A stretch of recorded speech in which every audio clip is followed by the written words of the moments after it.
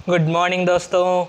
भाई आज हम जो टॉपिक पढ़ने जा रहे हैं वो बोर्ड्स के नज़रिए से इतना इम्पॉर्टेंट नहीं है। पिछले 10-15 सालों में एक आध बार उस पर से क्वेश्चन आया है, लेकिन कॉम्पिटिटिव एग्ज़ाम के नज़रिए से बहुत ज़्यादा इम्पॉर्टेंट है। और जो हमने लास्ट वीडियो में देखा था उसी पे बेस्ड है। जो potential due to charge sphere का डेरिवेशन था वो बोर्ड पर्सपेक्टिव से इम्पॉर्टेंट है। और अब हम जो इसके न्यूमेरिकल्स करेंगे, बहुत अच्छे न्यूमेरिकल्स बनते हैं, कंसेप्चुअल एकदम शानदार से, वो कॉम्पिटिटिव एग्जाम जेईई नीट के पर्सपेक्टिव से इम्पॉर्टेंट है। तो चलो एक बार रिवाइज कर लेते हैं कि हमने क्या देखा था। हमने देखा था सर दो तरह के स्फीयर होते हैं, एक तो स्फेरिकल शेल और एक होता है सॉलिड स्फीयर। सॉलिड स्फीयर पे बहुत रेयरली क्वेश्चन बनते हैं। जो मेन क्वेश्चन बनता है वो बनता है स्फेरिकल शेल पे। तो स्फेरिकल शेल के अगर हम पोटेंशियल की बात करें, सपोज करो इसकी रेडियस है r, इससे हम r डिस्टेंस दूर अगर बाहर की तरफ पोटेंशियल निकालना चाहते हैं वी आउटसाइड, तो वो कितना आता है, इसका चार्ज q है तो k/q बाय स्मॉल r, ये डिस्टेंस। लेकिन हम अंदर के किसी भी पॉइंट पे निकालना चाहते हैं तो वो कितना आ जाता है, k/q बाय कैपिटल R। बाहर की तरफ शेल में पोटेंशियल आएगा k/q बाई जो डिस्टेंस है वो, लेकिन अंदर की तरफ आएगा k/q बाई रेडियस। बस कंसेप्ट यही है, इसका यूज़ करके हम सारे न्यूमेरिकल कर देंगे। क्लियर? चलो आगे बढ़ते हैं, शुरुआत करते हैं सबसे पहले न्यूमेरिकल से।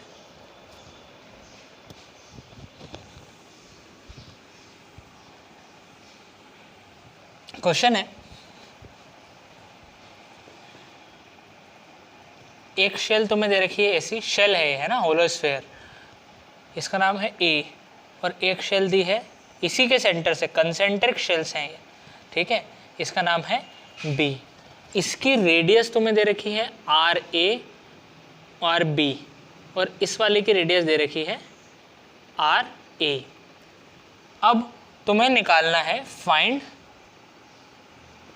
Potential at the surface of पहला स्फीयर A, दूसरा स्फीयर B। चल निकाल के बताओ कहाँ पे निकालना है भी पोटेंशियल। पोटेंशियल निकालना है एक तो B के सरफेस पे और एक A के सरफेस। सर किसी भी पॉइंट पे, किसी भी पॉइंट पे, सब पे सेम आएगा, ठीक है। तो चलो निकाल के बताओ। अच्छा तुम्हें ये भी दे रखा है कि इस B पे चार्ज है QB और A पे चार्ज है QA, ठीक है। B वाले स्फीयर पे चार्ज है QB, A वाले पे चार्ज है QA, इसकी रेडियस है RA, इसकी रेडियस RB। तुम्हें B के सरफेस पे पोटेंशियल निकालना है और A के सरफेस पे। एक बार खुद से ट्राई कर लो, वीडियो पॉज करके। कर लिया? चलो देखो, सबसे पहले हम निकालेंगे V एट A। अब A के सरफेस पे पोटेंशियल किसकी वजह से आएगा? सर एक तो A वाले स्फीयर की वजह से आएगा और एक B वाले स्फीयर की वजह से आएगा। तो हम बोलेंगे कि V at A due to A, एक तो A की वजह से ही आएगा वहाँ पे, और एक किसकी वजह से आएगा, B की वजह से आएगा, V at A due to B। Just a second दोस्तों। हाँ भाई, तो V एट A किसकी वजह से आएगा सर, एक तो इस स्फीयर A की वजह से आएगा और एक B की वजह से भी तो आएगा। इस पॉइंट से मैं बोलता हूँ P, ठीक है। तो P पे पोटेंशियल A की वजह से भी आएगा सर, इसके सरफेस पे निकाल रहे हैं, और एक अंदर QB चार्ज है, इसकी वजह से भी आएगा। तो A की वजह से कितना आएगा सर, A की वजह से तो उसी के सरफेस पे निकाल रहे हैं, तो कितना हो जाता है भाई, KQA अपन कितने डिस्टेंस है सर, रेडियस ही तो है RA, प्लस अब B की वजह से अपन को निकालना है, इसके बाहर निकाल रहे हैं, आउटसाइड B के बाहर, तो क्या हो जाएगा, KQB अपॉन डिस्टेंस कौन सी आएगी, ये ही आएगी RA। क्योंकि जब बाहर निकालते हैं आउटसाइड में क्या फॉर्मूला आता है, KQ बाई R, जो डिस्टेंस है सेंटर से, और अंदर आती है रेडियस।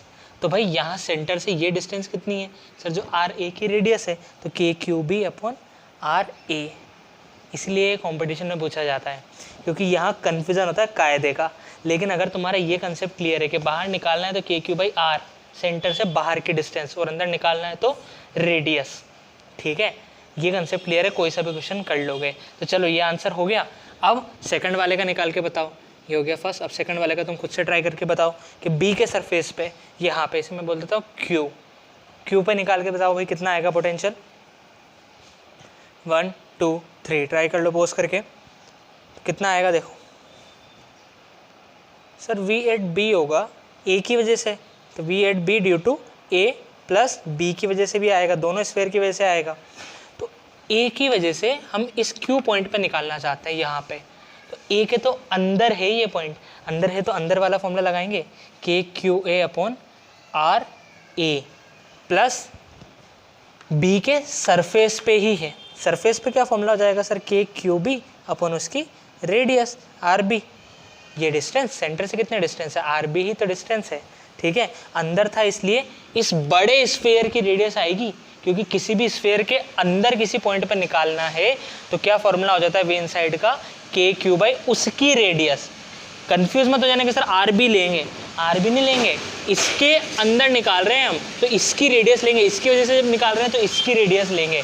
यही कंसेप्ट है, वापस से सुन लो एक बार एकदम अच्छे से, कि अगर हमें किसी भी स्फीयर की वजह से पोटेंशियल निकालना है तो तीन केस हो सकते हैं। एक तो बाहर अगर ये पॉइंट है एक्स डिस्टेंस पे तो फॉर्मूला हो जाएगा के क्यू बाय एक्स।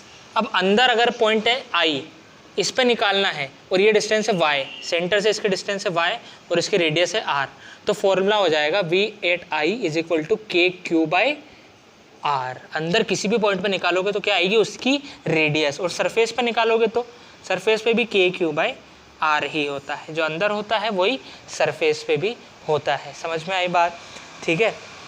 तो यहाँ से ये बात बहुत अच्छे से क्लियर कर लो कि जब भी किसी स्फीयर के अंदर निकालेंगे तो फॉर्मूले में उसकी रेडियस आएगी उसी स्फीयर की, आर बी मत लिख देना, ठीक है। और अब बी की वजह से निकाल रहे हैं तो आर बी की रेडियस आएगी।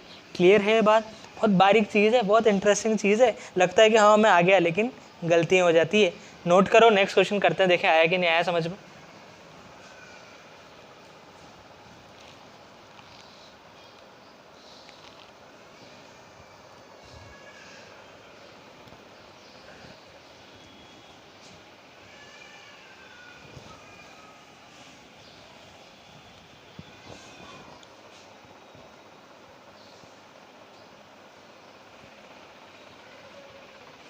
चलो,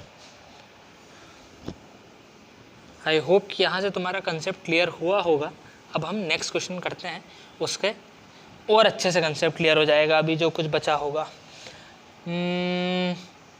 एक स्फीयर ले लिया, इसे वापस से ए बोल दिया, फिर एक और स्फीयर लिया इसी के सेंटर से, उसे बी बोल दिया, फिर एक और स्फीयर लिया इसी के सेंटर से, उसे सी बोल दिया। सर क्या बच्चे की जान लोगी?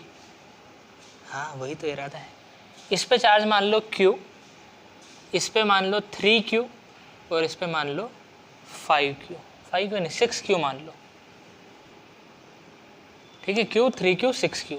इस स्फीयर की रेडियस है R, इसकी है 3R और इस वाले की है 6R, ठीक है। चार्ज है Q 3Q 6Q, radius R 3R और 6R। तो सेम क्वेश्चन है, find potential at the surface of A, B and C। ए के सरफेस पे पोटेंशियल निकालो, बी के सरफेस पे निकालो और सी के सरफेस पे। बहुत ध्यान से निकालो कि किसके अंदर निकालना है, किसके बाहर निकालना है, और फिर बताओ। पॉज करके ट्राई करो, पॉज करके ट्राई करो। हो गया? चलो अब मैं बताता हूँ।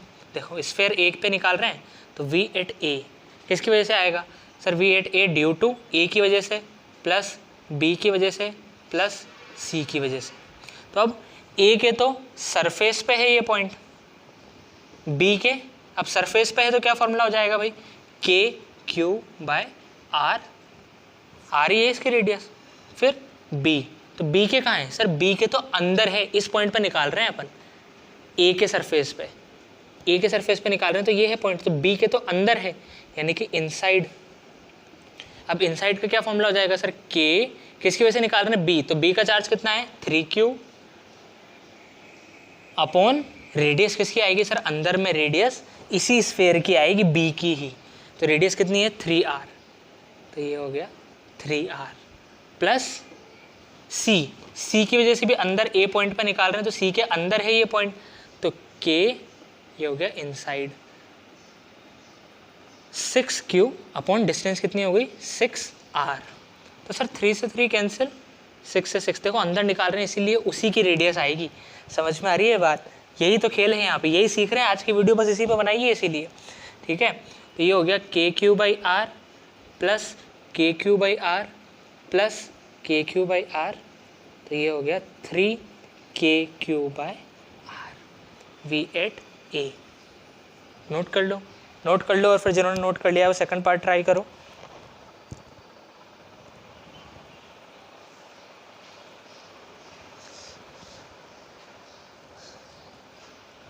स्फीयर बी पे ट्राई करो, स्फीयर बी के सरफेस पे कैसे निकलेगा।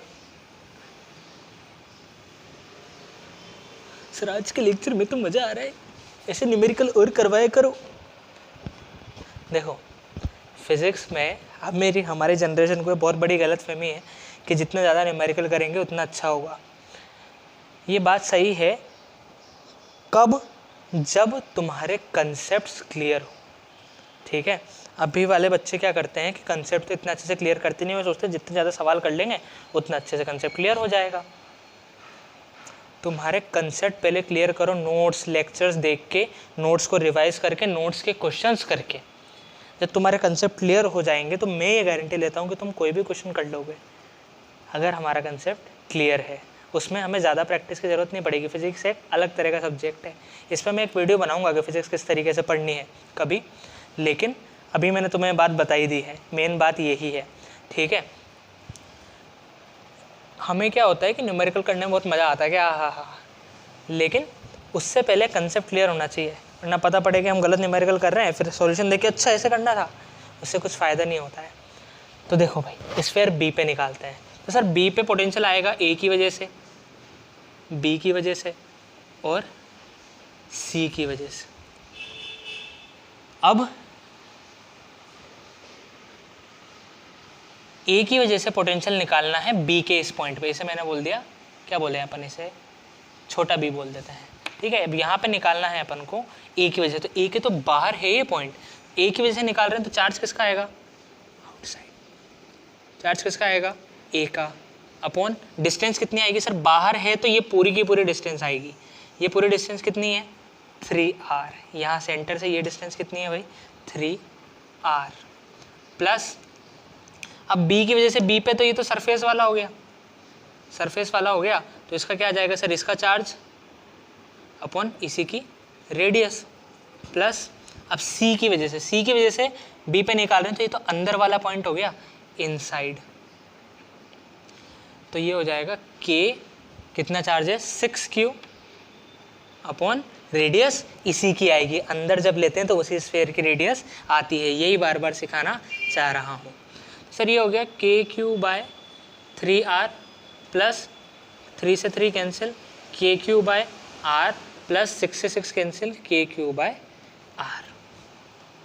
तो ये कितना हो जाएगा सर, अपन ने 3R एलसीएम ले लिया, एक काम करते हैं ना, KQ/R कॉमन ले लेते हैं, यहाँ क्या बचेगा, 1/3 प्लस 1 प्लस 1, तो 1 + 1 कितना हो गया, 2 हो गया। अब इसको सॉल्व कर लो, तो KQ/R 3, 1, 3 2 जा 6, तो 7/3 KQ/R। अब वो चार ऑप्शन ऐसे ही तो देके रखेगा कि 5/2 KQ/R, B 7/2 KQ/R, C KQ/R और D 7/3 KQ/R। तो सीधे लगा देंगे सॉल्व करके, समझ में आई बात। ठीक है, तो नोट कर लो, और सी पे तुम खुद से निकालोगे और मुझे कमेंट में लिख के बताओगे। मैं ऑप्शन दे देता हूँ तुम्हें, 4 ऑप्शन दूँ कि नहीं दूँ, ऑप्शन नहीं देता हूँ मैं, तुम डायरेक्ट मुझे आंसर लिख के बताना। ठीक है, कितना आ रहा है, सी वाला पार्ट, स्फीयर सी पे तुम निकाल के बताओगे मुझे। ठीक है, चलो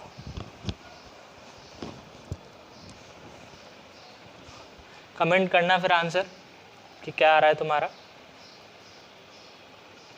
आगे बढ़े, अब हम एक कंसेप्ट समझेंगे अर्थिंग का। ये सारी चीज़ें मोस्टली जो मैं बता रहा हूँ ये सारी कॉम्पिटिटिव एग्जाम के पर्सपेक्टिव से ही है, इसके बारे में एनसीईआरटी में कोई ज़्यादा जिक्र नहीं किया गया है, ना ही इससे रिलेटेड बोर्ड में कुछ सवाल आए हैं, कभी इक्का दुक्का आया होगा। ठीक है, तो देखो छोटू सा टॉपिक डालो, अर्थिंग। अर्थिंग का मतलब ये होता है कि उस कंडक्टर को जिस भी चीज़ के अपन अर्थिंग कर रहे हैं, सपोज मैंने इसकी अर्थिंग करी, इसका मतलब इसे अर्थ से कनेक्ट कर दिया, इसे एक वायर लेके एक कंडक्टर लेके अर्थ से कनेक्ट कर दिया। तो उसे दिखाते कैसे हैं, जैसे ये अपना एक स्फेयर है, इसे मैंने अर्थ कर दिया, अर्थिंग कर दी इसकी, तो इसका मतलब है इससे वायर लेके अर्थ के जोड़ दिया, तो इसे कुछ इस तरीके से दिखाते हैं। इसलिए तो वाईफाई का साइन है, हाँ काइंड ऑफ, वाईफाई जैसे घुमा घुमा होता है, ये सीधा, तो ये होता है अर्थिंग का साइन। जैसे ये स्फेयर ए है, तो जब भी किसी भी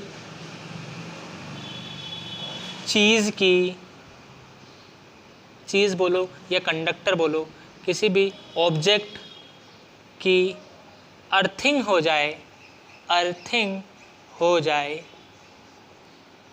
इसका मतलब है कि v of object is equal to 0 हो जाएगा।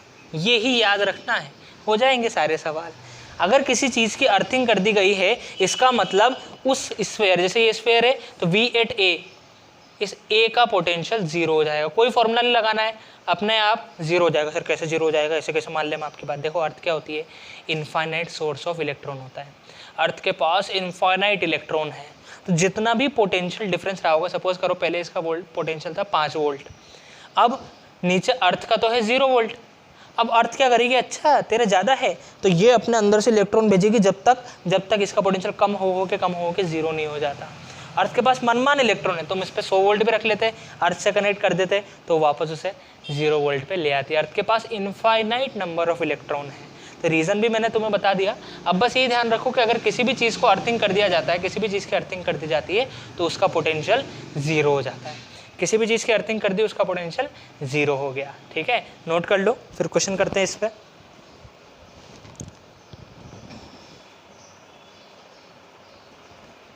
अपने अंदर से अर्थ चार्ज निकाल के इस पे भेज देती है, इस पर चार्ज भेज दिया, कब तक, जब तक उसका पोटेंशियल 0 नहीं हो जाता। यानी कि सर उसका चार्ज चेंज हो जाएगा कि बिल्कुल होगा, चार्ज उतना ही रहता तो पोटेंशियल चेंज थोड़ी ना होता, चार्ज पे तो डिपेंड करता है। तो अर्थ अपने अंदर से, उसके पास इनफाइनाइट चार्ज है, वो अपने अंदर से चार्ज भेज के उसका पोटेंशियल 0 कर देती है। समझ में आई बात? ठीक है, नोट कर लो। चलो फिर एक क्वेश्चन करते हैं।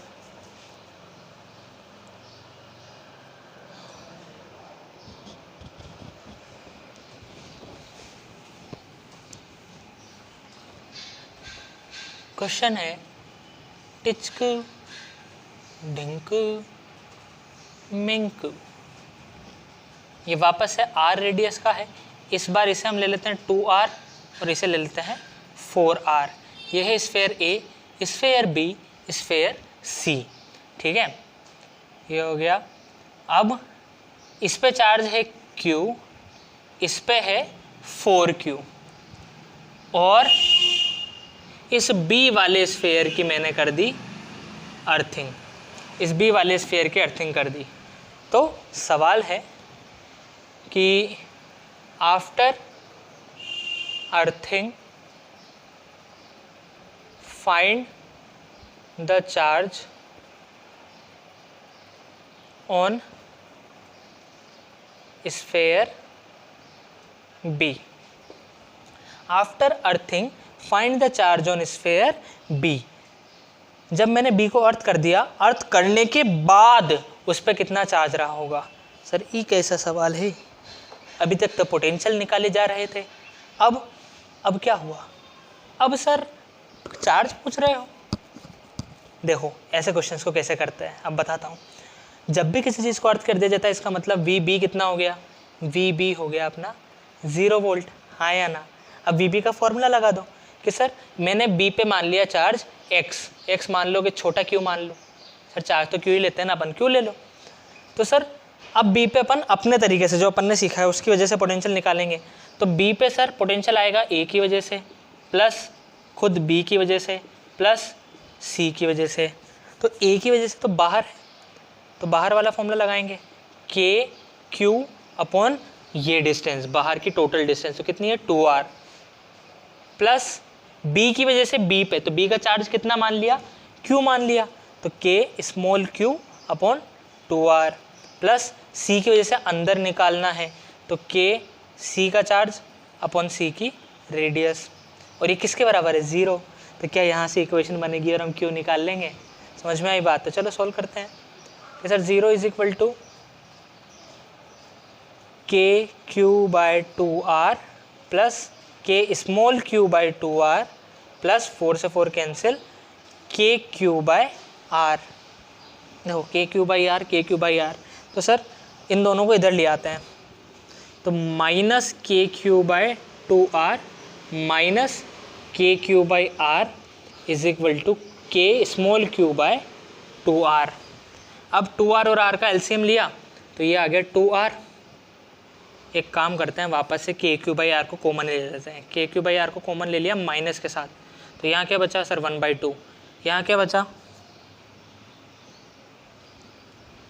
1 बच गया। Minus k q by are common ले लिया तो यहाँ क्या बचा 1/2। यहाँ से भी माइनस चला गया तो क्या बचा 1 बचा, is equal to k q by 2r। अब देखो के और r से के और r तो गए, अब 1/2 प्लस 1 कितना हो गया 3/2 हो गया, तो ये हो गया minus q into 3/2 is equal to q by 2। तो 2 से 2 कैंसिल, तो q की वैल्यू कितनी आ गई सर, q आ गया -3q, यानी कि इस पर कितना चार्ज आ गया होगा -3q। जैसे हमने इसे अर्थ से कनेक्ट करा, अर्थ को इसे कितना चार्ज देना पड़ा जब इसका पोटेंशियल 0 हो गया, अर्थ को इसे कितना चार्ज देना पड़ा जब इसका पोटेंशियल 0 हो गया -3q। कि सर ये अर्थ को जिस पे जब तक चार्ज देना पड़ेगा जब तक इस पर कितना चार्ज नहीं आ जाए -3q, तब जाके इसका पोटेंशियल 0 होगा। समझ में आई बात। तो जब भी ऐसे क्वेश्चन पूछे जाते हैं क्या करना है, उसका चार्ज पूछेंगे तो उसका पोटेंशियल इक्वल टू 0 कर दो, अपना पोटेंशियल का फॉर्मूला लगा दो, तो वहाँ से चार्ज आ जाएगा। अभी तक हम पोटेंशियल निकाल रहे थे क्योंकि पोटेंशियल हमें पता नहीं होता था, जैसे ही हमने अर्थिंग करी पोटेंशियल हमें पता चल गया 0 है, अब वो चार्ज पूछ सकता है तुमसे। समझ में आई बात, नोट कर लो।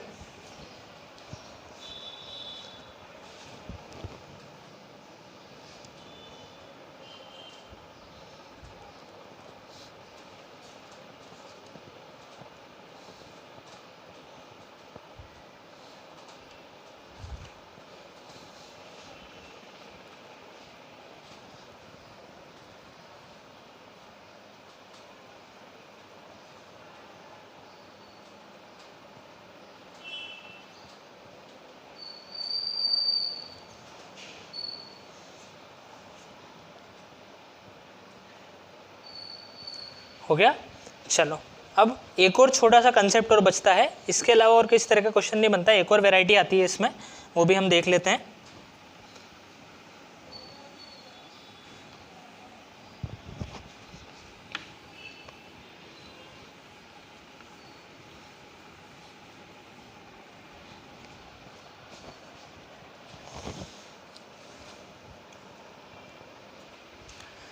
देखो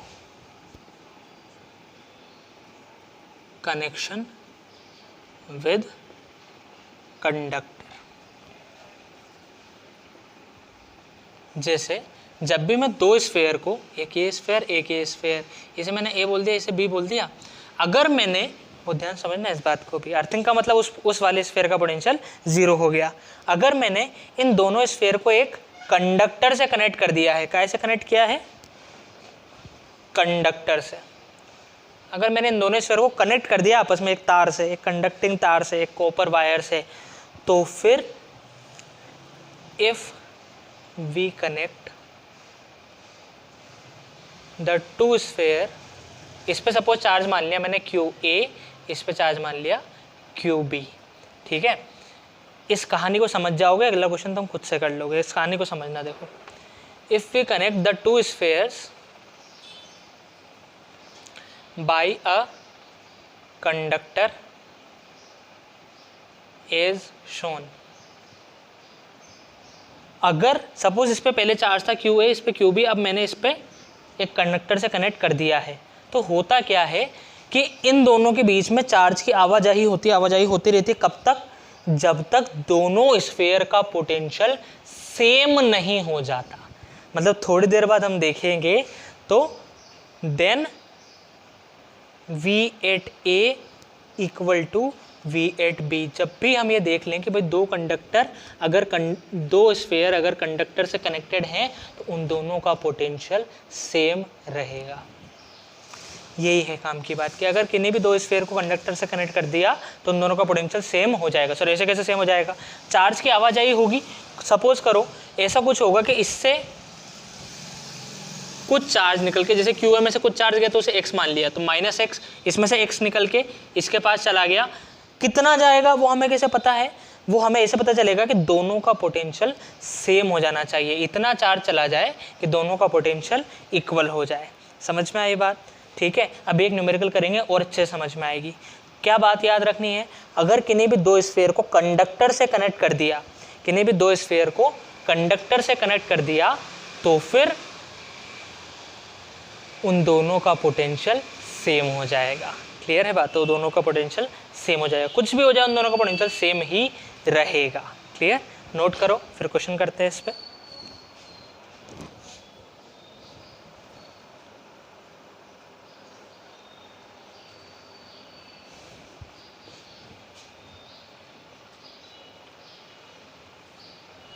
अच्छा,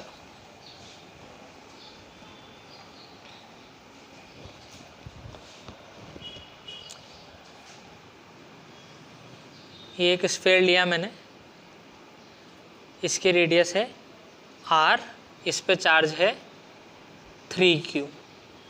फिर मैंने एक और स्फीयर लिया, इसकी रेडियस है 3r और इस पे चार्ज है 6q। ठीक है, अब मैंने इन दोनों को कनेक्ट कर दिया एक कंडक्टर से। पहले चार्ज हुआ करता था 3q और 6q, अब मैंने इन्हें कनेक्ट कर दिया एक कंडक्टर से। तो क्वेश्चन है, if the two spheres are connected by conductors, then find the charge, या फिर हम बोले final charge on both the sphere, on both the sphere. कहानी समझो भाई कि अगर हमने इस 50 से 3q, इस 50 से 6q, अब मैंने दोनों को कंडक्टर से कनेक्ट कर दिया तो क्या होगा सर? दोनों के बीच में चार्ज की आवाजाही होगी। कब तक? जब तक दोनों पे पोटेंशियल सेम नहीं हो जाता। तो वो हमसे पूछ रहा है कि भाई जब पोटेंशियल सेम हो गया तब इस पे कितना चार्ज रहेगा और इस पे कितना रहेगा। तो ऐसे क्वेश्चन को कैसे करते हैं समझो। सर कुछ भी हुआ होगा, अपन ये मान लेते हैं कि इसमें से चार्ज निकल के इसके पास गया होगा, तब जाके पोटेंशियल सेम हुआ। तो हमने मान लिया कितना चार्ज गया, x मान लिया अपन ने कि सर यहाँ से x चार्ज निकला तो 3q में से x कम हो गया, और किसको मिल गया? इसको, तो इसके पास इतना। तो यहाँ से x चार्ज निकल के यहाँ चला गया तो पोटेंशियल सेम हो गया। समझ में आई बात? तो पोटेंशियल सेम हो गया। अब पोटेंशियल सेम कर देते हैं। पहले हम इस a पे निकाल लेते हैं पोटेंशियल। तो v एट a क्या होगा सर? v एट a की वजह से plus v at a b की वजह से। तो a की वजह से सरफेस पे कितना हो जाएगा सर? k, इसका charge 3q minus x upon radius r, plus k b की वजह से निकाल रहे हैं तो b का charge 6q plus x, b के अंदर है ये पॉइंट, तो रेडियस कितनी आएगी? 3r। अब इसे निकाल लो, सॉल्व कर लेते हैं। तो ये k बाई आर, देखो k बाई आर कॉमन आ रहा है, तो k बाई आर अपन ने बाहर ले लिया। इधर क्या बचा सर? इधर बचा 3q माइनस एक्स और इधर बचा 6q plus x upon 3। LCM ले लेते हैं सर, ये हो जाएगा k बाई आर, 3 से मल्टीप्लाई करेंगे तो 9q minus 3x plus 6q plus x। Sir 9q और 6q मिलके हो गया 15q, और माइनस 3x और प्लस x मिलके हो गया माइनस 2x। तो ये तो आया a का पोटेंशियल। अब b का भी निकाल देते हैं, कोई बड़ी चीज़ नहीं है। देखो क्या किया हमने, दोनों की वजह से ही तो निकाला है। बस अजीबोगरीब कहानी क्यों हो रही है? क्योंकि हमने माइनस x और प्लस x माना है कि सर इससे x निकल के उसके पास चला गया। तो ये a पे निकाल लिया, b पे भी निकाल लेते हैं। तो सर v एट b कितना हो जाएगा sir? v at b a की वजह से plus v at b b की वजह से। तो a की वजह से निकालेंगे तो k 3q minus x upon, sir बाहर निकाल रहे हैं तो ये पूरी डिस्टेंस आएगी 3r। आउटसाइड निकाल रहे हैं भाई, a के तो आउटसाइड है, प्लस b के सरफेस पे निकाल रहे हैं तो k 6q plus x upon 3r। तो सर ये k अपॉन r कॉमन आ गया, तो क्या बचा? 3q minus x by 3 plus 6q plus x by 3। इसे सॉल्व कर लेते हैं। तो सर 3 तो एलसीएम आ ही रहा है, 3q प्लस 6q 9q और माइनस एक्स प्लस एक्स 0 हो गया, तो क्या बचा k 9q/3 r, ये आया VB। और हमें पता है कि सिंस A और B कंडक्टर से कनेक्ट हो गए हैं तो इनका पोटेंशियल सेम हो जाएगा।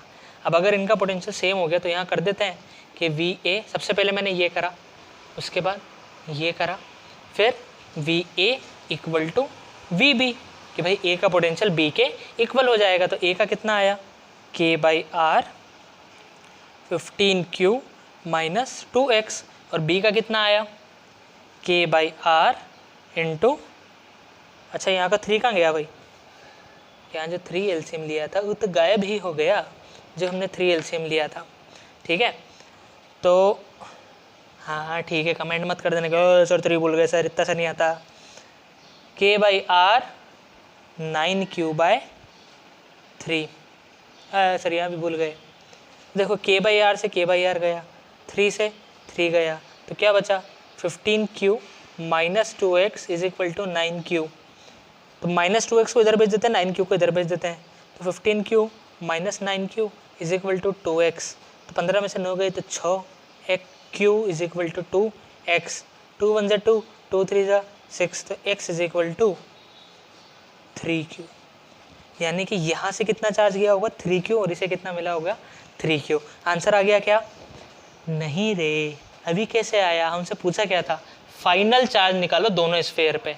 तो फाइनल चार्ज की अगर अपन बात करें नंबर 4, सबसे पहले अपन ने ये किया, फिर ये किया, फिर ये किया। आहा सर क्या ऑर्डर में किया है, फिर यहाँ पे। तो sir final charge on A, Q A कितना हो जाएगा 3q माइनस एक्स, कितना हो गया सर, फाइनल चार्ज की बात कर रहे हैं। तो 3q माइनस एक्स की वैल्यू कितनी आई 3q, यानी कि क्यू ए पे तो 0 चार्ज हो जाएगा। जब आपने इन दोनों को कनेक्ट करा तो ए पे तो 0 चार्ज हो जाएगा। और q B 6q plus x, तो x की वैल्यू कितनी है 3q, तो 6q प्लस 3q 9q।